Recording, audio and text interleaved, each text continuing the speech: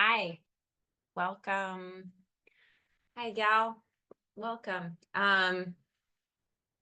Say hi in the chat. Let me know maybe where you are. I'm in New York City, and let me know where you're at with the GRE. So geographically, where are you? Where are you at with the GRE?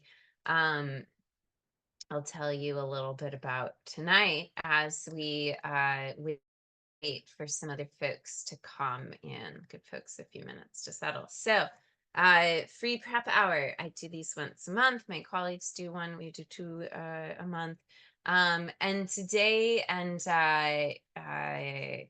generally for mine these days, because we're getting small crowds, I do an open Q&A session. So the direction of what we do tonight is going to be determined by all of you, which means maybe you have to participate a little bit more than you expected.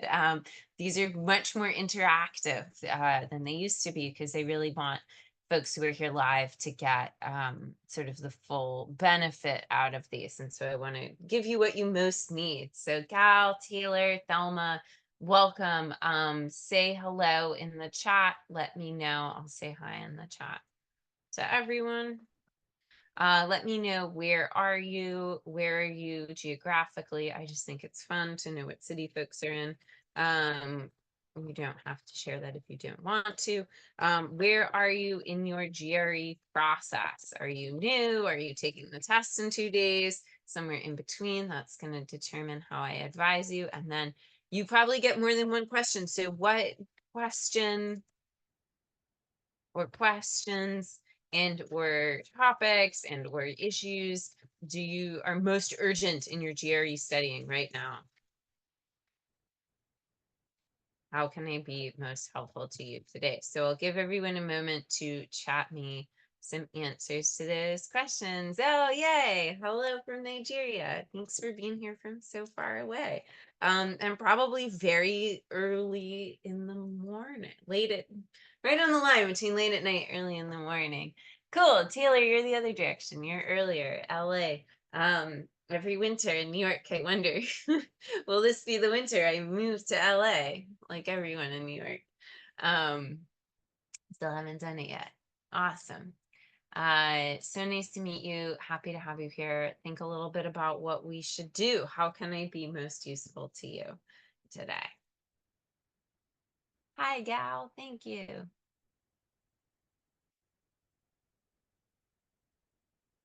Cool. All right. So that's a great question. I love it. Focus on the quant section, timing, and the strategies for different types of problems to be efficient. Cool. I will give you, that's in some ways, that question is like all of quant, right? Like all everything we need to know to do quant. But I will give you the sort of most thorough answer that I can give you in, an hour long webinar. And then continuing to ask that question will be part of your studying. But it's a great question to ask. And I have some like different types of fixes for that issue that I'll offer you. Cool. So you're going to talk about timing, quant timing. We'll talk probably both about timing overall, and then also sort of question by question process, thinking about timing. Gal, maybe let me know also, like how long you've been with the test. Like you mentioned that you've taken it once, but kind of how long ago was that? How long have you sort of spent in your prep process? Because that might also sort of, that might help me frame a little bit of what I'm going to say about time.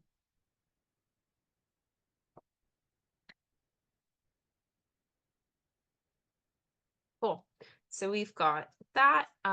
Taylor and Thelma, let me know what your asks are. Noelle, hi Noelle, welcome. Let me know what your asks are for today. We're collecting questions. Cool. Geometry. So Thelma, geometry and reading comprehension are big areas. Is there anything more specific within those areas, like anything about why those are giving you trouble? Any detail you can give me will just help me make sure that I respond to what you're asking for is in as useful way as possible. Um, Yay. Congrats, Noelle. That's awesome. Um, cool. I'm super psyched for you. That's so good. I cool. So we've got also geometry.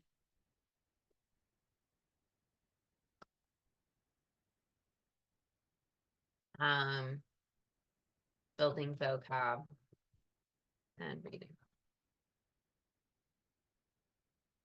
I feel like I talk about building vocab a lot in a lot of these free preppers. That may be my lowest priority, but I definitely have some thoughts about geometry. Um, and I also have some general thoughts about approaching reading comp that I think are helpful too. So I'm happy to share those. And then Thelma, let me know if there's any like more granular specific stuff that you'd like me to cover. Taylor, let me know your request. Oh, here we go. Oh, yay. Um,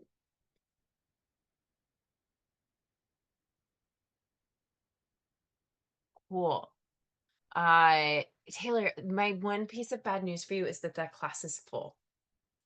So I absolutely can address your other concerns, but that class has filled. Um, it's busy this year. It's busier earlier this year for some reason. But I think that's an excellent question too that I want to get into, and maybe that'll be where I end today is like getting started with the GRE when you've been away from school. Because I think that's a really important question. How do you just get back into the process of studying? Um, and I think lots of folks are going to probably be interested in that issue too. So we'll end with that. So we are going to, uh, yeah. We also don't record, we record these, but we don't record individual classes. So we are going to cover 4 things tonight. Here's what our improvised class is going to look like. Yeah. I'm going to start by talking about, oh no, my document camera accidentally closed it. Let's try that again. I wanted to make it bigger. Instead, I closed it. We are going to talk about dealing with timing in quant, and we're going to look both at individual questions and at sort of overall time as a whole. And I'm going to get us set up with some foundations for dealing with how to practice. Because I think how to practice time is also important. Geometry, I want us to look at sort of, learn the rules. And then I want to talk a little bit about sort of best practices for solving. And then we'll maybe do a question or two. For reading comp, I want to talk about reading strategy and using your paper.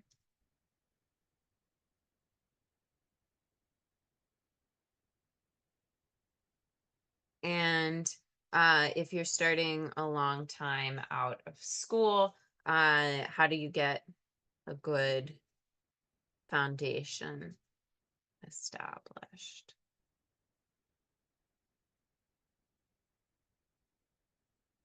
Awesome. So I think I can do all of this in the remaining 50 minutes. Let's see how we go. All right, let's talk about our first item, which is going to be quant strategy. Use the whiteboard for this. What to do if you are running out of time in quant, if you're finding quant timing quite tricky, you are not alone. There are some things that are important for managing time in quant. The single easiest, not easy, but like the single probably fastest to implement thing that helps many, many people bring up their quant scores and improve their quant timing is to do less deliberately. So go into each quant section knowing that, 1 to 4 questions are time wasters for you. And there is no, the for you is really important, right? There's no like universal list of things to skip. You have to kind of know yourself. Like, do you know the rules for the problem? Do you understand what it wants you to do? And this will connect to what we talk about in process. Do you know where to start? Is this something that you tend to be good at? Are you tired? Are you anxious? So these are the things that I'm considering each problem when I'm deciding, do I do this problem or do I not? But the goal is really to aim for 80%, right? And to say, by guessing quickly on, I call them low value problems, right? Things that you are unlikely to be good for you if you get into doing them, or you're not good to do for you. Everyone has them. Like, I don't convert big powers of 10 millions to billions. No. If I see that, I'm going to make a good educated guess and move on. So by guessing quickly on those, use that extra time to be certain of the things you can do.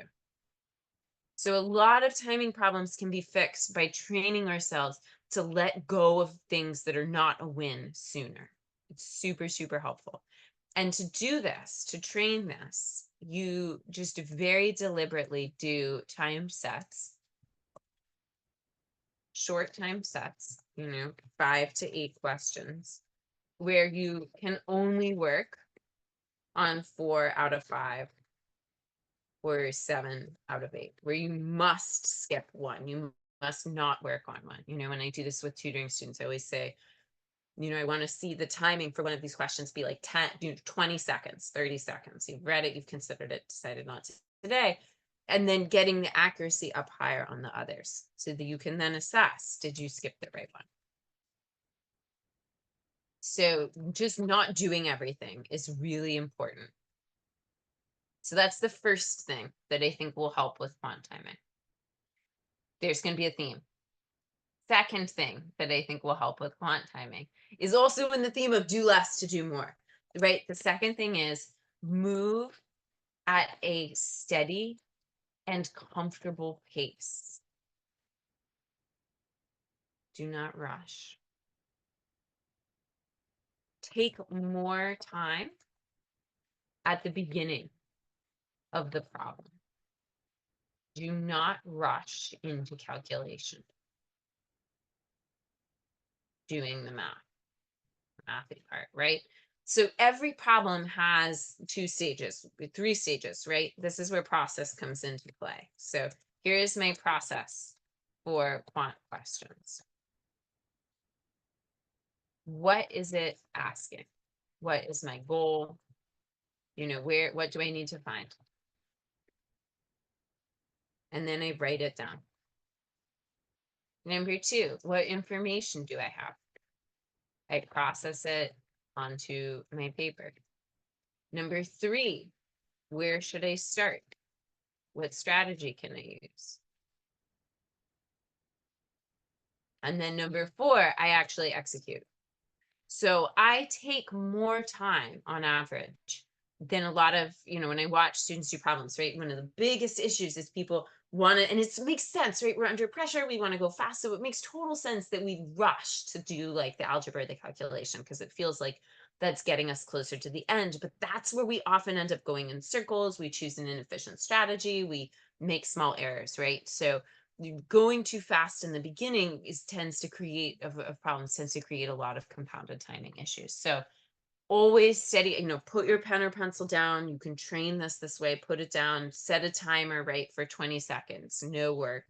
Pencil down, no writing for 20 seconds is a good exercise to train this kind of slowness. But really taking your time. What is it asking? What is my goal? What do I need to find? What information do I have step by step onto my paper? Where should I start? What strategy can I use? Deliberate decisions. And then if at any point you can't answer the question, awesome. Then you just know not to do it. So that's also why this process helps me, right? If I can't figure out what it's asking me, I immediately know to move on. If I can't figure out what the information means, I know to move on, right? If I don't know where to start, I know to move on. So this process works for, discrete quant problem solving. It works for graph questions. It also even works for quantitative comparison, right? I would adjust it a little bit with quantitative comparison, but very similar process, right? Like, what am I comparing? What is my upfront info? Can I simplify? What are my quantities? Can I simplify? And then if needed, I test numbers. But very similar kind of. First, I understand what my goal is, then I understand what information I have, I simplify, and then if I need to, I get into testing numbers. So it's a specific version of this overall process. The other thing that will help you enormously with time is to follow a consistent process. And obviously we do geometry or do stats, there's some nuances to topics, but the same core process, or the version of this core process that you adjust for you, is going to be the way to go, so that your job is not to do every question or get every question right. So you don't need to get every question right, even to get a 170. Your job is to follow a process.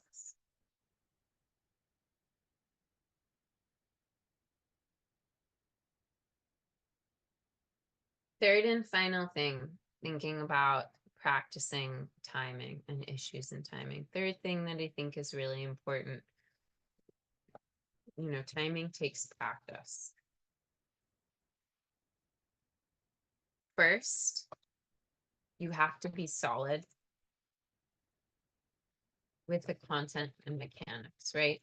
So I think, thinking about this is like building upward, building from a solid foundation. Sometimes I see timing issues arise just because the foundations aren't solid. Someone just needs a little more time. So do you know all the facts well? Is your arithmetic comfortable? Is your algebra solid? Right? Like, or is the sort of execution, that like actual solving part, going smoothly? Let's say like mechanics, that's a better word. Second, you need to be accurate on time. I think another mistake I see people make is they try to be fast before they can just be comfortable and accurate. So be right and comfortable. Then, when these two things are true, observe how long individual questions take. We're aiming for around 1 minute, 30 seconds to maybe 3 minutes per problem, depending on difficulty. So an easy question could even take me around like 1:15. A hard question, it's maybe okay if they take a little longer, right? But we want to be within this range. And then start finding little adjustments to save time. Focus on what you can already do comfortably, make that faster.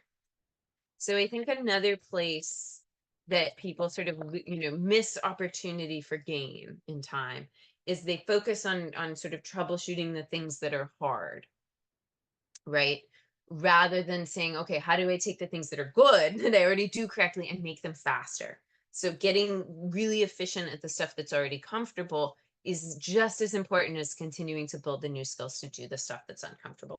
We want those two things to be happening in tandem with one another. So those are my big three thoughts about managing time.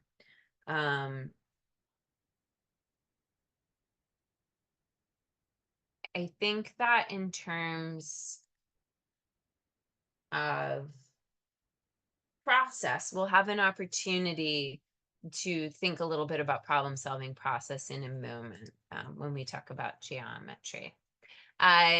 Folks who are just coming in, welcome. We are doing GRE Q&A. So if you want to throw a question in the chat, I'm going to talk a little bit now about geometry. I'm going to talk a little bit about reading comp, and then I'm going to talk about getting started after being out of school for a long time. If anyone wants to throw any other questions into the mix, please do. We will see how much we realistically can get through. But let's talk about geometry. So first with geometry is you just got to know the rules, right? You know, that's sometimes one of the biggest frustrations is to be trying to do these and not be feeling comfortable with all the rules. In the back of the 5-pound book, it's our book. This is a good resource. There are these one-page, I'm going to show you. There are these one-page fact sheets, of course. Now it has crashed. But when my ebook stops crashing. Let's try again.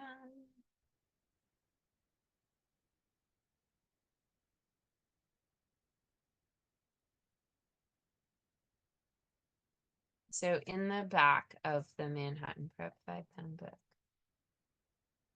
there are these fact sheets, right? And for all the different topics. And then when I try to get to the one to show you the geometry one, it crashes. Hooray. All right. Let's try one more time.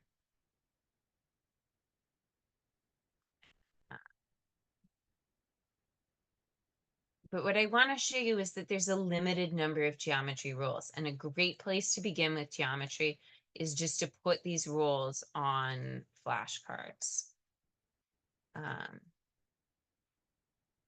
This is annoying that I cannot get this to open.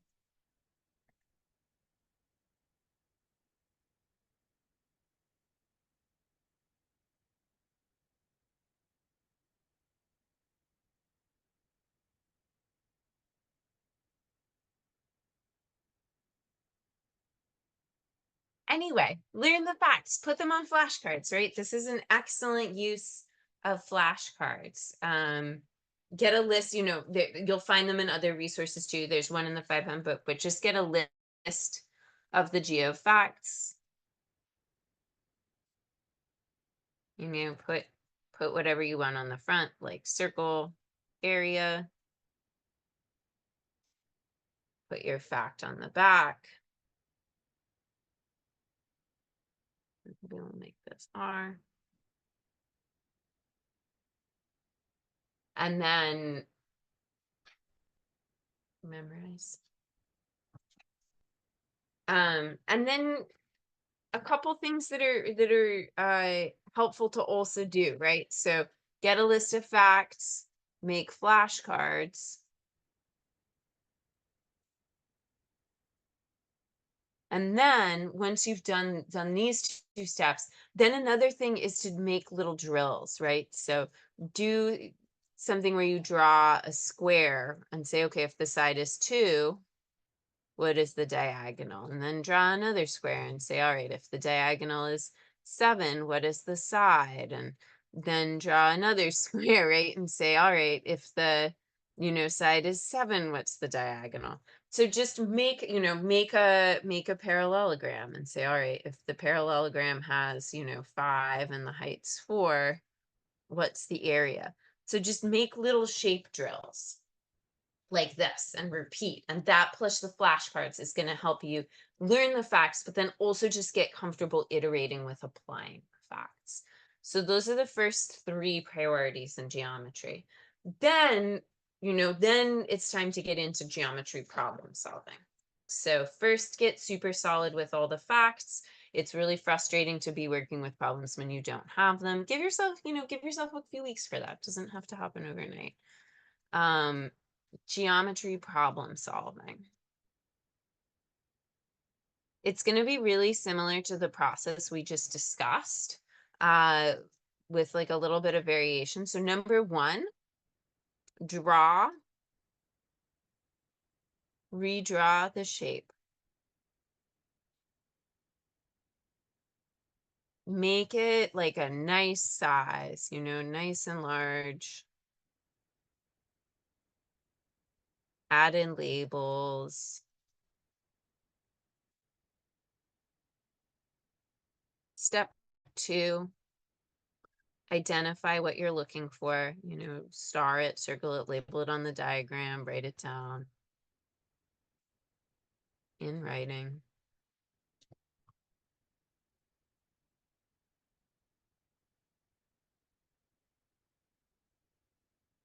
Step three, write down the rules that you'll need for this problem as much as you can. And then start using the rules to fill in additional information on your shape.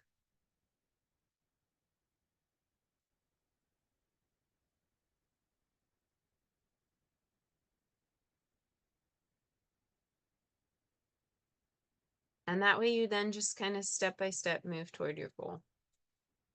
Not every single geometry problem is going to be exactly like this, but this is roughly the process that we want to follow for these. So let's go ahead and, hey, yeah, I got a question about ETS practice test solutions that don't follow MPrep strategies. Who can you contact? Urgent. Yeah, I would contact Student Services, GRE at manhattanprep.com. That may be a tutoring issue, but they'd be the first folks to reach out for that. There's always multiple ways to do a problem, and I am sometimes not a huge fan of the way ETS writes up their solutions. So it absolutely, there's, if you don't like the way ETS does it, there's probably another way. If you don't like the way we do a particular problem, there's another way, right? Like, the way Target explains it'll be a little different. So find the explanations and the style of explanations and solving that work best for you. ETS doesn't necessarily always have the best explanations, even though they have the best problems. It's GRE at manhattanprep.com. It's our student services. No. Cool. Those are great. All right, let's do a geometry problem. Oh, here we go. Here's see, all the geometry facts. They fit on one page. They're not so bad. So it's definitely can feel like there's a ton of them, but they are in fact finite. They can go on flashcards. They can get learned in a few weeks. All right, let's look at a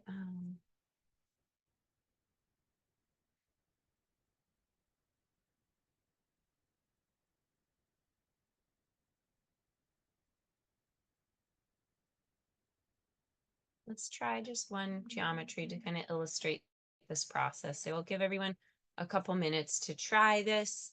If you need a factor or formula, let me know. And then we will use this to illustrate our process. So try this one here, number 9. Send a chat, maybe just to me, not to everyone, when you have an answer.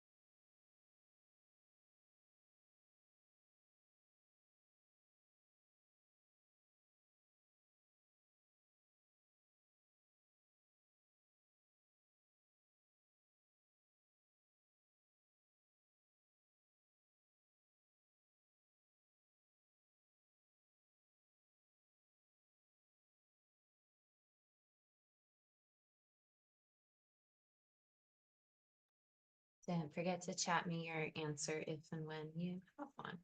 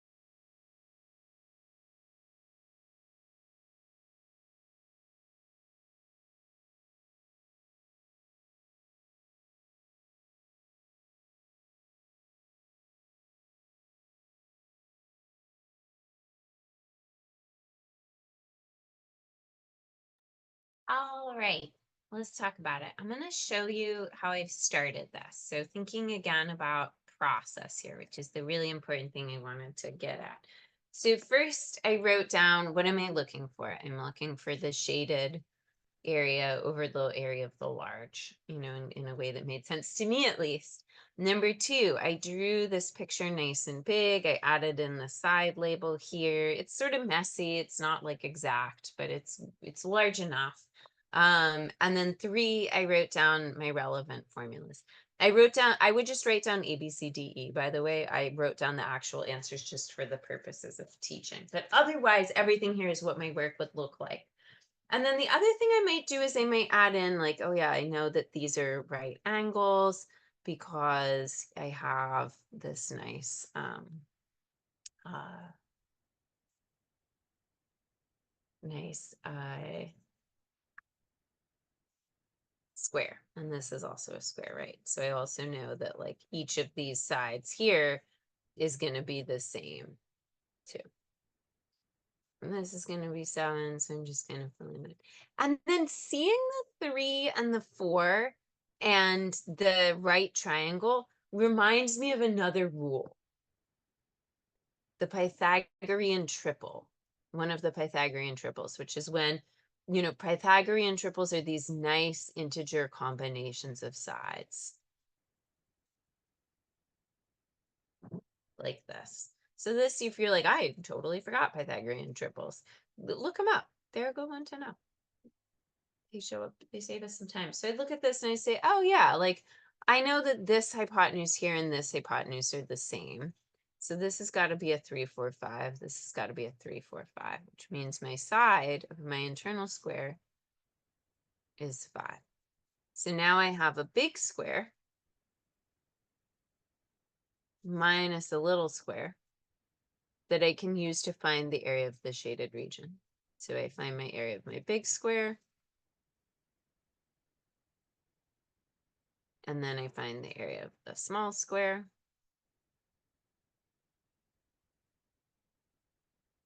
I find the shaded area. I find the difference.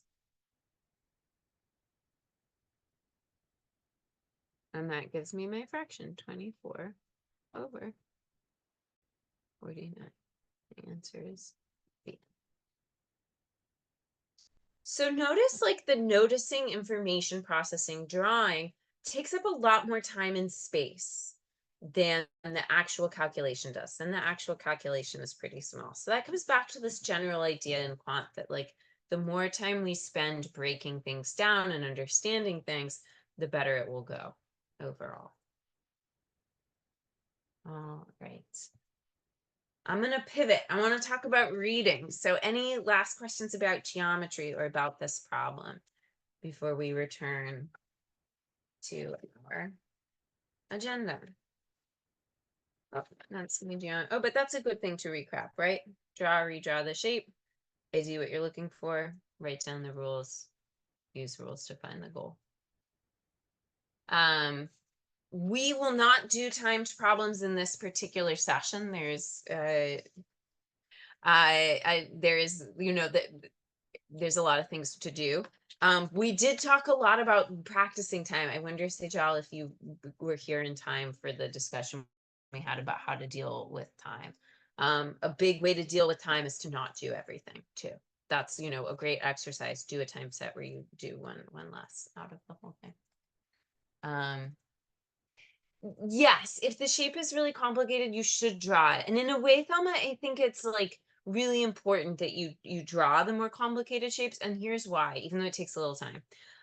In drawing the shape, you are going to be starting to process like how the parts of the shape fit together, how the things connect. And a lot of times with those complicated shape problems, the trick is like having some kind of leap of insight about it, right? Like, oh, the side of the triangle is also the radius of the circle, and I think that's where geometry gets hard, and we have to get those connections. And so in redrawing that, you're going to be helping your brain to start to understand what the connections between shapes are. They don't have to look pretty. And one of the reasons I was like, draw it big is that'll make it more forgiving with some of the difficulties. But that drawing time is really helpful for overall problem solving efficiency, even if it feels like a dead time. Cool. Talked about quant timing, talked about geometry. Let's talk about reading, and then we'll talk about getting started with a good foundation. So, two things that I think are super important and helpful in general with dealing with reading comprehension. And I'm gonna talk about time throughout too. So I know timing is a pressing issue for many of us today. So I'll consistently return to timing. So in reading comp, I think that there are two things that I think are most impactful for many people. One, use the paper more.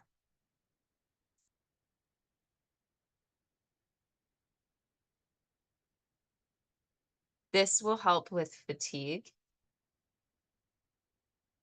and it will help with attention. And fatigue and attention are the two sort of limited resources we all possess that make reading make the verbal section in particular really hard. So I was tutoring earlier. These are the notes I took on an official guide passage. I can't show you the passage because I can't use official guide materials in these sessions. But these are the notes that I took, right? This was my first paragraph. This was my second paragraph. This was my third paragraph. And so as I'm reading, I have a clear note-taking strategy. I read the full paragraph and then I pause and think at the end of each paragraph for a couple of sentences, and I write a very short note, just summing up the main idea. There's birdsong, it's costly, it specifically costs birds energy. Next paragraph, same thing. So this first paragraph, I'm going to read closely. At the start, read closely. Aim for, 80% understanding of that opening. But once you get beyond the opening couple of sentences or paragraph, depending on the length of the passage, then I become a lot more focused on structure, right? I'm interested in the fact that this paragraph presented a study and this paragraph presented results. So I'm focusing on structure and very big ideas. Notice by this third paragraph, I have minimal notes, right? Because now I'm just getting into a lot of very dense specific facts. So I focus on structure and big ideas, maybe 40% understanding. So one issue that I think happens in verbal and in reading in particular is people try to understand too much of the passage. They're aiming for like very meticulous understandings of the passage, and that Yeah, absolutely, right? But that's what I'm saying, is that this will help make the overall process more efficient. Is using some note taking, and I think it's this balance between understanding some parts well, and then saying other parts I'm going to completely skim. Like, I totally agree, you don't have time to read everything in close detail. So use the paper to support that, and this is the one that takes some practice. Slow down in your actual reading. Allocate more time to the passage. It will make the with practice, it will make the questions more efficient. But for many people, saying, okay, more time for the passage read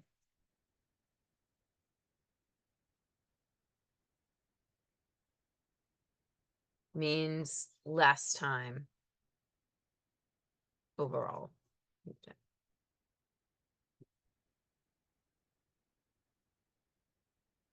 What happens to all of us when we read on screens is we try to read too fast, try to move our eyes too fast. And so we don't retain information as well. It's why it's easier to remember something if you read it from a book instead of from a screen. So what happens, especially this is compounded by the fact that this is a time test, right? We are naturally trying to read a little too fast because we're working off a screen, and we are then rushing even more because we're being timed. And so what can happen is we're moving quickly, but we're not comprehending enough for it to be useful. And so we end up maybe having to circle too much in the questions. We end up having to reread too much. We get stressed, we get fatigued, right? So you have to, read at the pace that you read at to understand. You maybe don't understand all the sentences, right? So it's like, really understand the sentences you choose to read. Read at that comfortable, we all have our pace that we comfortably read at. Read at that pace for what you read. Let go of some of the sentences that are really detailed. Use the paper to help sustain this. Because the paper, the note taking is not that I'm referring back, right? Like, these aren't a lot of notes. Doesn't take me a lot of time to write this many words down.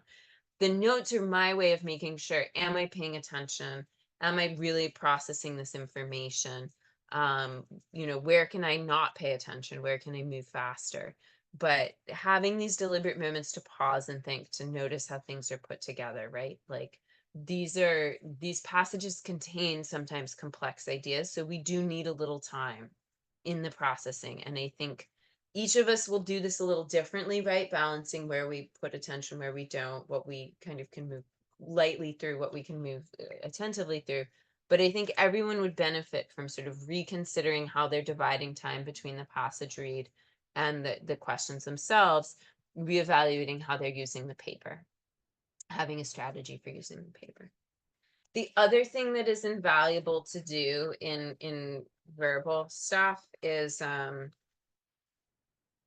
make answer choice grids, right? So this is an example of some work from sentence equivalence where you can see I'm pairing, I'm eliminating, but for all verbal, right, I write down A, B, C, D, E, and I cross off things that are definitely wrong. So this is also incredibly helpful for conserving mental energy for overall efficiency. A little bit of written work, a little bit of use of the paper is really helpful.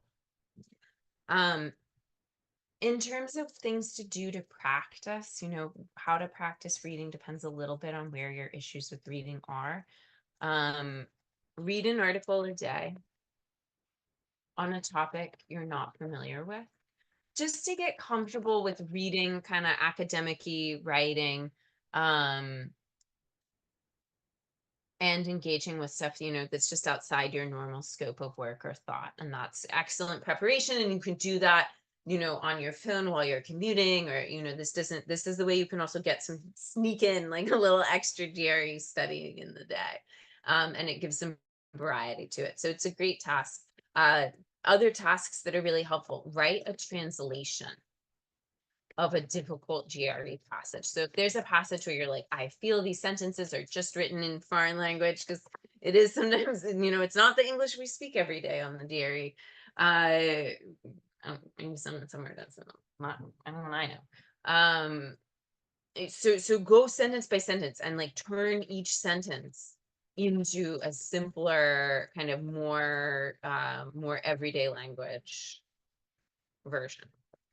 You can also do this with vocab questions too, by the way. It's kind of slow and painstaking, but it's a very skill building. And I find if you know the issue you're having is like these sentences are impossible to understand, this is one exercise that I'll assign to folks in that situation. Be accurate before you are fast.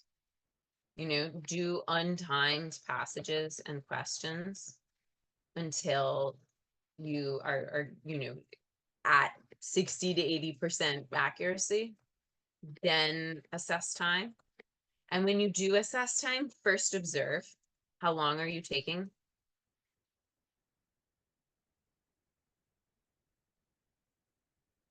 Take you to be accurate, and then figure out how to save time. Do fewer questions. Be more efficient in eliminating answers, making decisions, you know, that sort of builds skill. Change strategy, build skill, repeat, build the comfort. You know, there is a certain like volume of repetition that's helpful. And then as you study, always assess the wrong answers. Why are they wrong? Why are they traps? Why is the right answer right? You know, writing explanations for problems is a great exercise too. But this kind of analysis too is really helpful, because one thing that can also make you faster is learning that there's certain patterns that occur in the wrong answers and the right answers, and that can help you be more confident and more efficient in your decision making around right and wrong answers. In terms of doing fewer questions, two ones that are always good ones to consider: skipping 3 blank text completion. They don't, you know, you don't get any more points for doing more blanks, and they're slow. And then reasoning or argument questions, that can also be a good category to skip, because there's a lot of different subtypes around them. Yeah, that's a great question about select all. I have a good answer for select all. Select all in reading, treat it as 3 separate true false questions. So look at statement A, evaluate, is it true or false? Decide, move on, and then evaluate each separately. Because the danger is to like toggle between them, or to, you know, also don't feel pressured to pick more than one. Could be just one or two. But I think they try really hard to avoid patterns in those. So for those, yeah,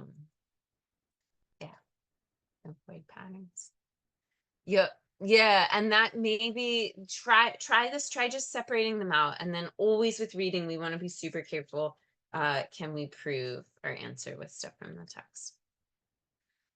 More to say about reading, because it's a big topic, but for the purposes of today, we are going to move on so that I can address our last issue, which is you are starting after a long time away from studying. Lots of folks are in this boat and go on to do great. So, you know, if you've been out of school for longer, don't stress. I've seen lots of folks be successful in those circumstances. And then I think to start, so starting your studies when you haven't studied something in a while. You know, I also was a little on the older end when I went to grad school, and my bestie who went to law school was also a bit on the older side for that. And we both were so glad that we did. So that's just my little plug for like having, you know, have a career life first and then go to school. I think I got a lot more out of my program because I was older and had a better sense of who I was and what I wanted. I was just a more organized and kind of disciplined person as I got older. I haven't studied something in a while. So this is also going to contain some, I think, hopefully helpful study tips for everyone. One is consistency is so important. This is my little obsession at the moment, right? Like, I would so much rather a student comes and says, like, yes, I did an hour each day, Monday through Friday, than says, like, oh, I did 7 hours on Saturday, right? So as you think about getting started, aim for short daily sessions. For the first week, it is okay to do 10 to 15 minutes a day. You will eventually need to do more than that. But when we are building consistency in a habit, it is much easier to build consistency first and then build volume. So, like, consistency first, then volume of work. So start small, and then, if you do that, great for the first week. Next week, add 5 minutes, add 10 minutes. Focus on the process of studying, not outcomes on any given day. So when you sit down, it doesn't matter if you get every question right or every question wrong. Well, you should be getting questions wrong, right? So right or wrong doesn't matter at the beginning. I think don't try to sort of alleviate pressure in that way. Focus on what can you learn from each problem. Find a good takeaway for each. So being, kind of curious, non-judgmental in approach, and focusing a lot on consistency, I think is super, super helpful. Take a practice test right away, especially if you don't want to. You'll be grateful you do, because in 5-6 weeks you want to know what I'm doing, is it working? You want a baseline, right? So this is good to have the experience. It's good to establish a baseline. I think it's also important just to see if there are any surprises, right? Like, a lot of times people come in and they have a strong feeling, they're going to be better in quant or going to be better in verbal, and that's not always the case.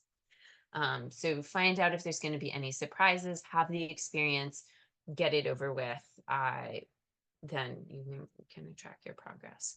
And untimed, for the first weeks until things start to feel accurate, I think is also super important. Untimed work at first, and then make flashcards as you go, both for takeaways and for kind of facts, and also obviously words. But have a stack of flashcards with you and make them as you go. And I think these are the sort of habit things that are, like, most important starting out, that I would most emphasize. Especially if it's been a while, like, just be patient with yourself getting back into the sort of habits of studying. It feels different. And that's something else, like, it's like going back to the gym, right? Like, the first week will feel the worst because you're just not in shape for this type of thing. But even, in general, done right, learning feels hard, right? It doesn't necessarily feel pleasant or easy or comfortable all the time. So if you're like, oh, it feels difficult, that's good. That's a good place to be working at. And I think the other danger is just make sure that you are balancing sort of passive learning, like reading, watching videos, that kind of stuff, with, like, an equal amount of active learning, which is doing problems, thinking about them, and working through them, or doing drills or flashcards. I think, it can be easy to fall into just too much passive learning because it just feels more comfortable. And it's not that that isn't necessary and important. We need, we need those lessons to come in some way, but always making sure that you're balancing that time 50-50 between that kind of absorption learning and the actual practice of it. Otherwise, the time, it ends up not being as efficiently used as it could be. And I think that's just an issue starting out that I sometimes see, that I would want to caution against. All right. I did the 4 things. I probably did not answer all the questions folks had about time because that's just such a huge, huge area to deal with. But those are our questions for today. Thank you so much for being here. One thing, we do these twice a month. Come. Oh, good. I'm so glad it was you sharing them. That's awesome. You can also come to the first session of one of our full courses as a trial for free. So that's also the first sessions are a great place to get like, here's the question types, here's the overall picture, right? To get that background info too. I do one of these every month as a Q&A. So come ask questions, come back. And then one of my colleagues will do another one each month, and they often do more structured lessons too. And you can find all of these on YouTube. The YouTube archive of free prep hours is a great free resource. There's a ton of stuff in there. So I recommend you check that out. Whatever is listed on our site is what's available. Yay, Noelle, good to see you again. And I am only teaching that one class right now, and I don't know when I'll be teaching another, but I do think we have a couple other classes starting in the spring. Awesome. Have a great night. Good luck in your studies.